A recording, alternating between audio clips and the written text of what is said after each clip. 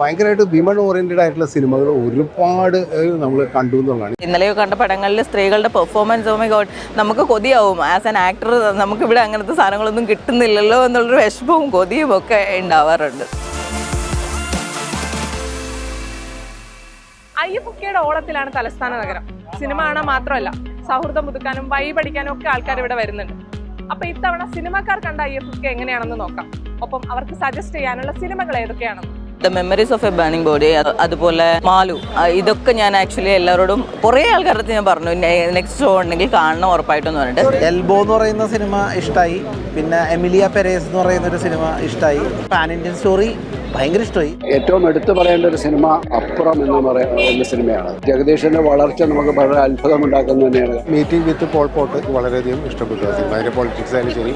പിന്നെ മാളു എന്ന് പറഞ്ഞിട്ടൊരു സിനിമ കണ്ടു, അത് വളരെയധികം ഇഷ്ടപ്പെട്ടു. ഈ ജീവിതം മുഴുവൻ സിനിമയ്ക്ക് സമർപ്പിച്ചവരുടെ പഴയകാല സുഹൃത്തുക്കൾ ഇവിടെ വരും എന്നും അവരെ ഒന്ന് കാണാൻ കിട്ടുമെന്നും അവരോടുള്ള കമ്മ്യൂണിക്കേഷനും പിന്നെ പുതിയ ജനറേഷനുമായിട്ടുള്ള കമ്മ്യൂണിക്കേഷനും അവരുടെ സിനിമാ കാഴ്ചപ്പാടുകളെക്കുറിച്ചും ഒക്കെ സംവേദനം ചെയ്യുന്നതാണ് സിനിമ കാണുന്നതിനേക്കാൾ ഏറ്റവും കൂടുതൽ എന്നെപ്പോലുള്ളവർ കരുതുന്നതെന്നാണ് ഞാൻ നിശ്ചയിച്ചിരിക്കുന്നത്. ഇതിപ്പോൾ ഒരു ഫെസ്റ്റിവലിൻ്റെ ഒറിജിനൽ മൂഡാണ്. ടാഗോറിൽ നേരത്തെ ഉണ്ടായിരുന്ന പാട്ടും കാര്യങ്ങളൊക്കെ മാനവീയത്തിലേക്ക് മാറ്റിയത് വളരെ നല്ലൊരു ചേഞ്ച് ആയിട്ട് തോന്നി.